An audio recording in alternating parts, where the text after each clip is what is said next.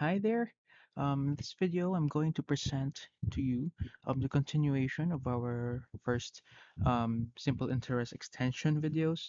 So this is now the actual and approximate time. Previously, this should come after the ordinary and exact time. So for the actual and approximate time, so the term of the loan may be computed from the given origin and maturity dates. So you're given the first date when you loaned or when you borrowed that amount or when you invested that amount and then you stopped in this specific day.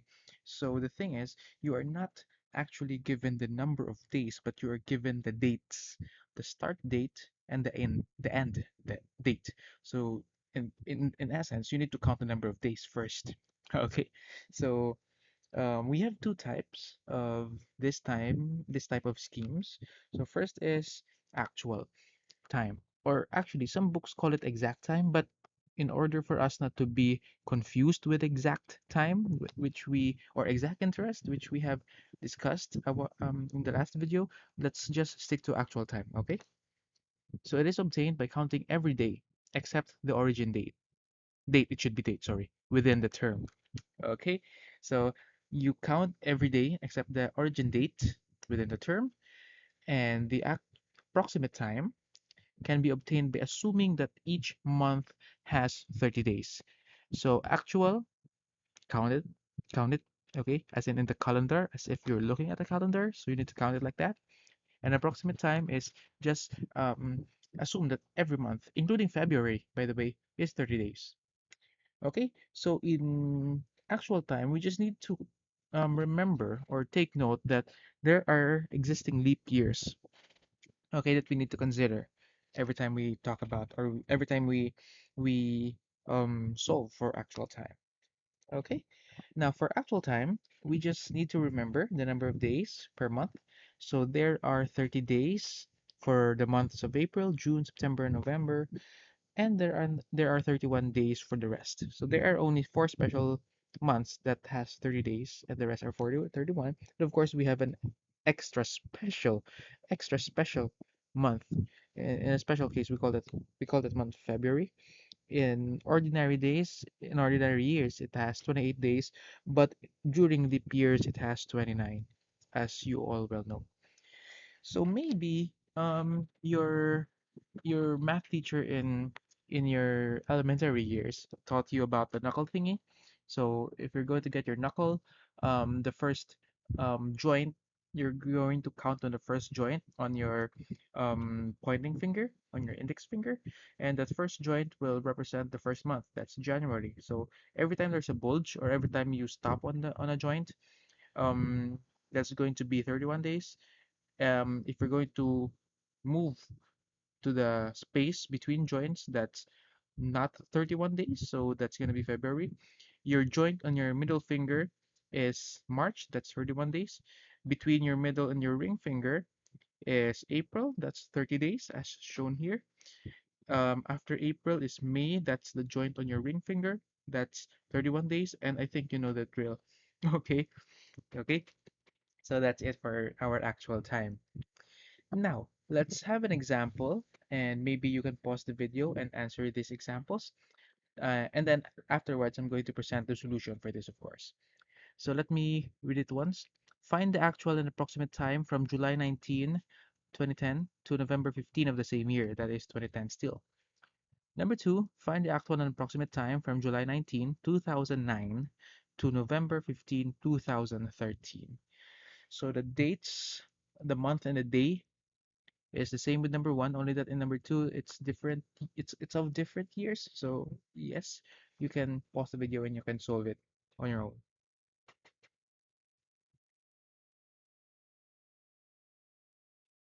Okay, so let's show the solution now. Hopefully you got the answer now. Okay, so for number one, find the actual and approximate time from July 19, 2010 to November 15 of the same year. So you may be, counting counting based on your calendar if you're going to solve for actual time, but actually there's a method of answering these types of questions. So let's start with the first one, with the easy one, approximate time. Okay, so July 19, 2010 to November 15, 2010, the same year. So we're going to skip count by month. Okay, so we're going to skip count by month. because we have this knowledge that every month has 30 days. So from July 19 of the same year to August 19 of the same year, so we skipped counting by month, that's 30 days because that's approximate time. And then we continue this method, August 19, 2010 to September 19, 2010 is also 30 days. September 19, 2010 to October 19, 2010, that's also 30 days. And October 19 to November 19 is also 30 days. But take note, we overshoot, okay, because November 19 is the date here, but we only need to stop by November 15. So since we only want November 15, so we minus 4 to this sum. So hence, by our calculator, so we have 430s minus 4. That's going to give us actually 116 days. Okay, 1 month plus another month plus another month plus another month minus the overshoot. That's 116 days. That's our answer for approximate time. Okay, how about for the actual time? So let's just make ourselves comfortable with here. So July 19 to August 19 of the same year, it's 2010. So it's July. Is July a 30-day month or a 31 days month? Hmm. So I think that's a 31 days month. So let July be 31 days. How about August? Does August have 30 days or 31 days? Hmm. Actually, it's 31 days.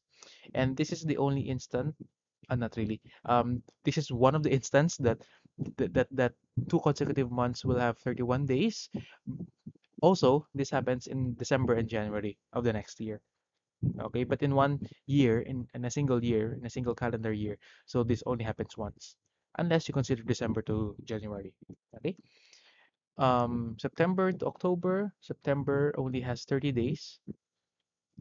Okay, and then October to November, October has 31 days, and then we're going to minus the 4 which upshooted, and then we calculate 31 plus 31 plus 30 plus 31 minus 4 is 119. Let me check that. 31 plus 31 plus 30 plus 31 minus 4. Okay, 119, and that is correct. Okay, so hopefully you got the same answer here. Okay, let's proceed to number 2. Let's read it once. Find the actual and approximate time from July 19, 2009 rather, to November 15, 2013. So let's start with the approximate time since it's easier. Okay, so the dates are the same, but the year is different. Now, since the year is different, we're going to skip count first by year, the same way we skipped counted by months. And this is the scheme. Okay, so if they don't have the same year, skip count by year. If they don't have the same month, skip count by month until you reach or you overshoot it. If you overshoot it, just minus. Okay, if ever you got if you did not I mean the opposite of overshoot, it's that undershoot. I don't know. If you lack the number of days, rather, if you lack the number of days, you can always add, do the opposite of subtraction. Okay, so July 19 2009 to July 19 to 2010, this is approximate, so there are 30 days a month. 30 times 12 is going to give us 360, so that's it. Okay, we have July 19, 2010 to July 19, 2011, that's 360 days. So on, 2011 to 2012, that's 360 days since this is approximate time. And July 19, 2012 to July 19, 2013, 360 days. And here we are on the same year of the November that we are asked. From in this time, we need to skip count by month. Okay, but since we know already, because actually this is very similar to the previous example, only the years changed. So we know from number 1 that there are 116 days from July 19 to November 15 of the same year. So what we're gonna do is just to add the days rather. So we have 360 plus 360 plus 360. Or actually you can just do 360 times 4 plus 116. So the answer here is 156 days. Okay, 156 days.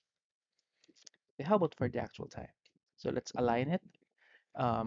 July 19, 2009 rather, to July 19, 2010. That's 365. 2010 is not a leap year. Okay, or yet 2009 is not a leap. not a leap year. 2010 rather, because February is found here in 2010. Okay, so 2012, 2011 rather, 2010 to 2011. 2011 is a leap year. No, it's not. Remember, leap years happen on the multiples of 4. Okay, so 10 is not a multiple of 4, 11 is not a multiple of 4, but how about 12? Yeah, 2012 is a multiple of 4, so therefore it's not 365, it's 366 days. Okay, so since we already are done with a multiple of 4, this 2013 is obviously not a multiple of 4, so that's 365 days. And from number 1, we know already the number of days from July 19 to November 15 using actual time, so that's going to be 119. We know that in our previous example.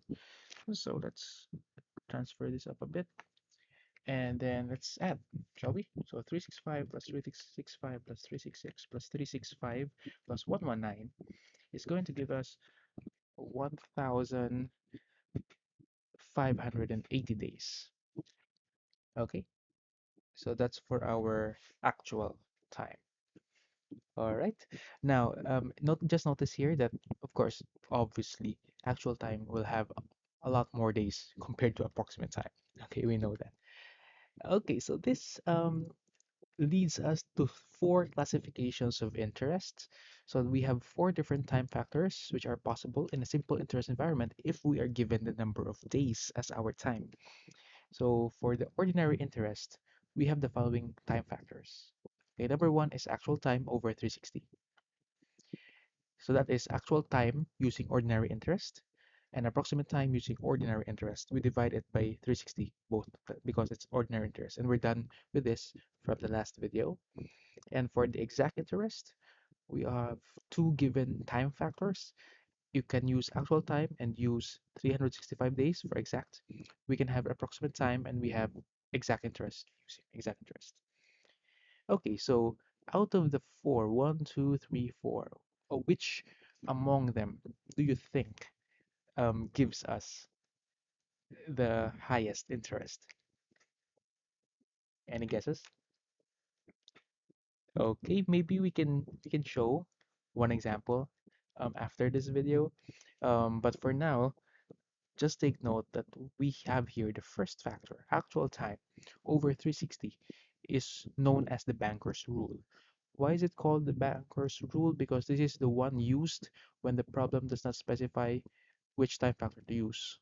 Okay, this is the banker's rule because it is common. It is the common commercial practice and it is the most favorable of all time factors. Since ordinary interest is greater than exact interest, remember in the last video, we have compared the future value or the interest of the ordinary interest versus the exact interest, and we saw that ordinary interest yields more um, more profit, or shall we say interest, and actual time has greater number of days than approximate time, and we know that from the last slide. So um, that's it. So furthermore, if the origin and maturity dates, if the due dates that have the same day, the term is counted in months. That's gonna be automatic. Say you started in August 10, 2011 to August 10, 2013. So we don't need to count the months. We just count it per year. Okay. Say we have it in October 10, 2015 and December 10, 2015. So we do not need to count the days, but we count the months. Okay. Also, when the origin and maturity dates have the same month and day, the term is counted in years. The one example that I have given a while ago. Okay. So that's the end of this video for the actual and approximate time. Thanks for watching and kindly like and subscribe to my YouTube channel, like this video, of course.